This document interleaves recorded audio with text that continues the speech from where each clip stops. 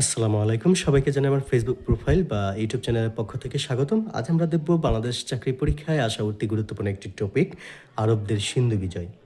আরবদের সিন্ধু বিজয় থেকে প্রায়শই নানা রকম প্রশ্ন এসে থাকে।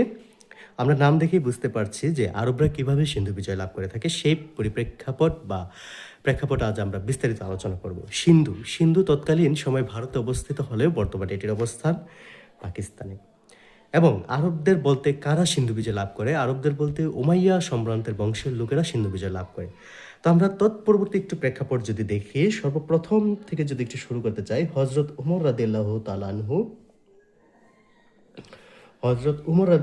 আনহু 636 থেকে 637 খ্রিস্টাব্দে একটি অভিযান পরিচালনা করেন, যে অভিযানে ব্যর্থ হয়।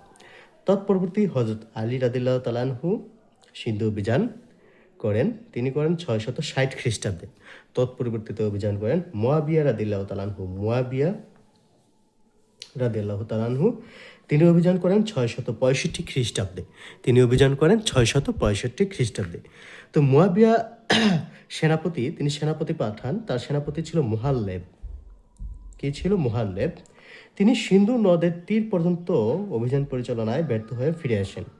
মানে সিন্ধু নদের তীর পর্যন্ত যান, তৎপরবর্তীতে অভিযান পরিচালনায় ব্যর্থ হয়ে ফিরে আসেন।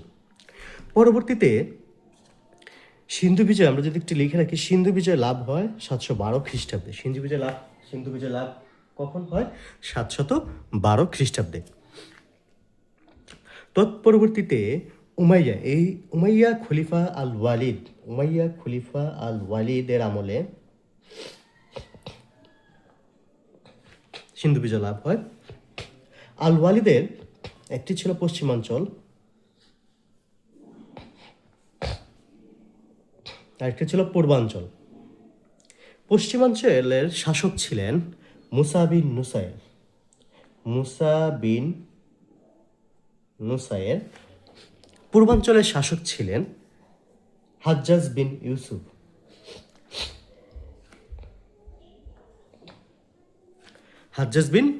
পূর্বাঞ্চলের শাসক কে ছিলেন? হাজ্জাজ বিন ইউসুফ। এবং পশ্চিমাঞ্চলের শাসক ছিলেন মুসা বিন নুসাইর। তো হাজ্জাজ বিন ইউসুফের আমলে, বা হাজ্জাজ বিন ইউসুফ যখন শাসক ছিলেন, তখন সিন্ধু বিজয় হন এবং খলিফা আল ওয়ালিদ হাজ্জাজ বিন ইউসুফকে সিন্ধু বিজয়ের জন্য প্রেরিত করেন। হাজ্জাজ বিন ইউসুফ সর্বপ্রথম দুজনকে প্রেরিত করেন, তার মধ্যে একজন নাম হলো ওবায়দুল্লাহ, আরেকজন হলো বুদাইল।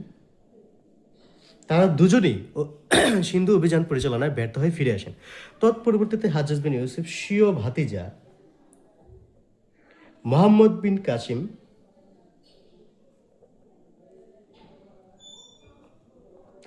বিন কাসিমকে সিন্ধু বিজয়ের জন্য প্রেরণ করেন এবং যাবতীয় সকল ধরনের সরঞ্জামাদি, যুদ্ধের যত কসরত প্রয়োজন, সবগুলো দিয়ে তিনি প্রেরিত করেন।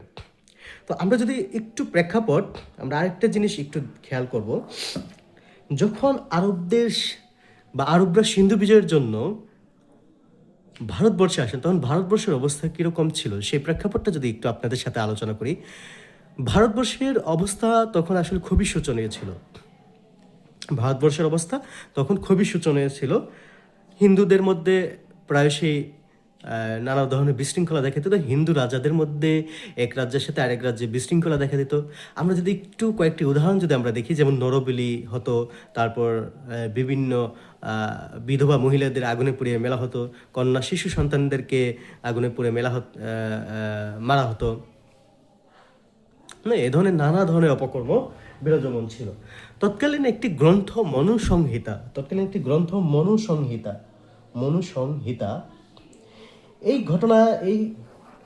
এই বইটিতে একটি ঘটনা বর্ণনা করা হয়েছে। বর্ণনাটি এমন যে, তৎকালীন সময়ে হিন্দুদের মধ্যে কয়েকটি গোত্রে বিভক্ত ছিল, যেমন ব্রাহ্মণ, বৈশ্য, শূদ্র, ক্ষত্রিয়। আমরা যদি একটু লিখি, ব্রাহ্মণ, বৈশ্য, শূদ্র, ক্ষত্রিয়।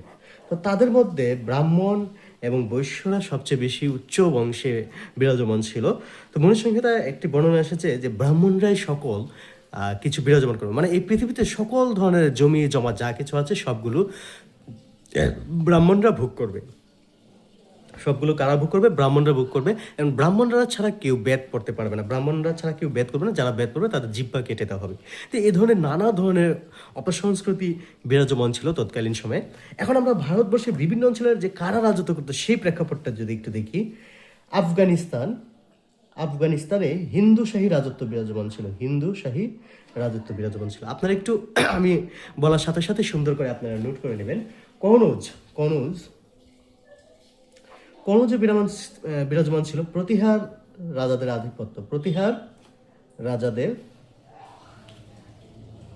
আধিপত্য, কনৌজে বিরাজমান ছিল প্রতিহার রাজাদের আধিপত্য। আপনারা এই অংশটা একটু স্ক্রিনশট দিয়ে রাখেন, আমি পরবর্তী পৃষ্ঠায় চলে যাচ্ছি। সিন্ধু সম্রাট হর্ষবর্ধনের মৃত্যুর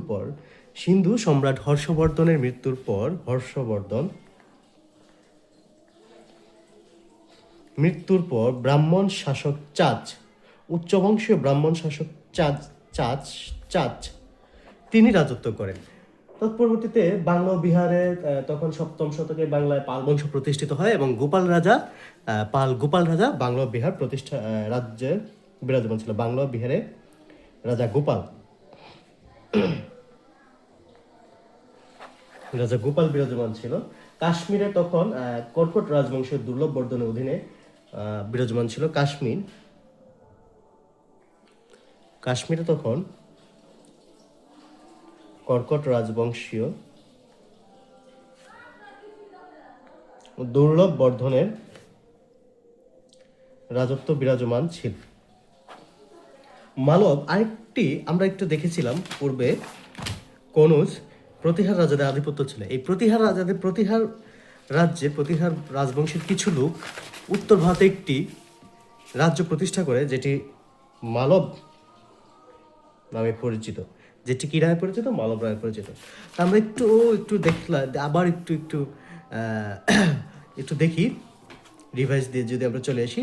সিন্ধু তৎকালীন ভারতবর্ষে অবস্থিত ছিল, বর্তমান যেটি পাকিস্তান, এবং উমাইয়া খলিফা আল ওয়ালিদের শাসনামল ছিল। 2টি অঞ্চলে বিভক্ত ছিল, একটি পশ্চিমাঞ্চল, একটি পূর্বাঞ্চল। পশ্চিমাঞ্চলে মুসা বিন নুসের এবং পূর্বাঞ্চল হাজ্জাজ বিন ইউসুফ। এবং তারও পরবর্তীতে হযরত ওমর, আলী, মুয়াবিয়া, মুহাল্লাব ওনারা সিন্ধু বিজয়ের জন্য অগ্রগামী হন, তারা সকলেই ব্যর্থ হন। এর পরবর্তীতে আমরা দেখেছি তৎকালীন সামাজিক অবস্থা, অর্থনৈতিক অবস্থা বেশ ভালো ছিল, কিন্তু সামাজিক অবস্থা যে নানা ধরনের অপসংস্কৃতির কুসংস্কারে পরিপূর্ণ ছিল। তো আমরা মূল ঘটনায় একটু চলে আসব। আমরা কি করব, একটু মূল ঘটনায় চলে আসব। তৎকালীন সময় যখন আরবরা সিন্ধু বিজয় করতে যায়, তৎকালীন ভারতের বিভিন্ন অঞ্চলে এই সকল রাজারা ছিল। আরও একটু বিস্তারিত আমরা অন্য কোনো ভিডিওতে আলোচনা করব, কিন্তু আমরা আজকের ভিডিওতে আমরা এখন শুরু করতে যাচ্ছি মূল পর্বটি। তো আমরা ছিলাম যে হাজ্জাজ বিন ইউসুফ মোহাম্মদ বিন কাসিমকে পাঠান। তো মোহাম্মদ বিন কাসিম পাঠানোর পূর্বে তিনি পাঠিয়েছিলেন উবাইদুল্লাহ এবং বুদাইলকে, তারা দুজনেই অভিযান পরিচালনা ব্যর্থ হয়। মোহাম্মদ বিন কাসিমকে প্রয়োজনীয় সকল ধরনের সরঞ্জামাদি, যেমন 6000 ঘোড়া, 6000 উট, 2000 অশ্বরোহী দিয়েছিলেন এবং আরেকটি বিশেষ যন্ত্র দিয়েছিলেন।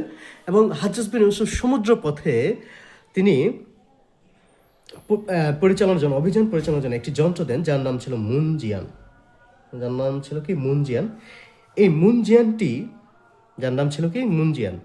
এই মুনজিয়ানটি আরবি নাম হলো আল আরুদ।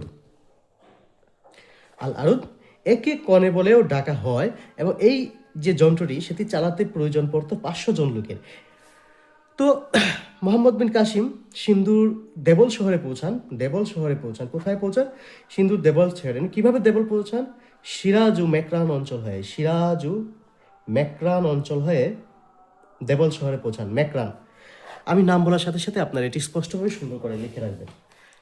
তিনি এ যুদ্ধে 2টি দুর্গ লাভ করেন, একটি হলো সিরান, আরেকটি হলো সিউরান, আরেকটি হলো সিসান এবং সিউরান নামে 2টি দুর্গ লাভ করেন এবং 3টি শহর লাভ করেন। 3টি শহরের মধ্যে একটি হলো ব্রাহ্মণবাদ, আরেকটি হলো আরোর, আরেকটি হলো মুলতান। এই 3টি শহর তিনি লাভ করেন। তো সিরাজ ও মেকরান অঞ্চল হয়ে তিনি দেবল শহরে পৌঁছান। দেবলের তখন রাজা দাহিরের সাথে যুদ্ধ পরিচালনা করেন এবং তখন মোহাম্মদ বিন কাসিমকে রাজা দাহিরের কতিপয় কিছু লোক জাট ও ম্যাট সম্প্রদায় তারা সহযোগিতা করে। তারা কি করে? জাট ও ম্যাট সম্প্রদায় তারা মোহাম্মদ বিন কাসিমকে সহযোগিতা করে, এবং এই সহযোগিতা করার কারণে একটি বিশেষ কারণ রয়েছে। সেটি হলো রাজা দাহির ছিলেন খুব হিংসুক এবং অত্যাচারী। সেজন্য জাটরা এবং ম্যাটরাও মোহাম্মদ বিন কাসিমকে, হিন্দু হওয়া সত্ত্বেও মোহাম্মদ বিন কাসিমকে যুদ্ধে সাহায্য করে, এবং এই যুদ্ধে রাজা দাহির শোচনীয়ভাবে পরাজিত হন। কিভাবে পরাজিত হন? রাজা দাহির চোখে তীর বিদ্ধ হয়ে মারা যান। তৎপরবর্তীতে রাজার স্ত্রী রানীবাই ও পুত্র জয় সিংহ যুদ্ধ পরিচালনা করেন। যুদ্ধে পরিচালনার ক্ষেত্রে পরাজয়ের গ্লানি না মেনে নিতে পেরে রানীবাই জৌহর ব্রত দেন। কি? আগুনে ঝাঁপিয়ে মৃত্যুবরণ করাকে জৌহর ব্রত বলে। এবং পুত্র জয় সিংহ পালিয়ে যায়। এভাবে রাজ্য, মানে সিন্ধু রাজ্য জয় হয়। এবং জয় হওয়ার পরবর্তীতে মোহাম্মদ বিন কাসিম, আমি আরেকটা জিনিস বলে রাখি, রাজা দাহিরের দুইটি কন্যা ছিল। একজন ছিল সূর্য দেবী, আরেকজন ছিল পরিমল দেবী। তো যুদ্ধের পরাজয়ের পর মোহাম্মদ বিন কাসিম রাজা দাহিরের দুই কন্যাকে হাজ্জাজ বিন ইউসুফের কাছে নিয়ে যাওয়ার পরে এই সূর্য দেবী এবং পরিমল দেবী তারা অভিযোগ আনয়ন করে যে হাজ্জাজ বিন ইউসুফ তাদের চরিত্র হরণ করেছে। সেই পরিপ্রেক্ষিতে হাজ্জাজ বিন ইউসুফ নির্দেশ দেন গরুর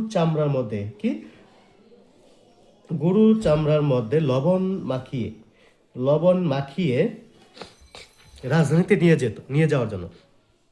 তো তখন মোহাম্মদ বিন কাসিম স্বেচ্ছায় সেই লবণ মাখানো গরুর চামড়ার মধ্যে ঢুকে পড়েন এবং রাজধানীতে যাওয়ার পথে মৃত্যুবরণ করেন।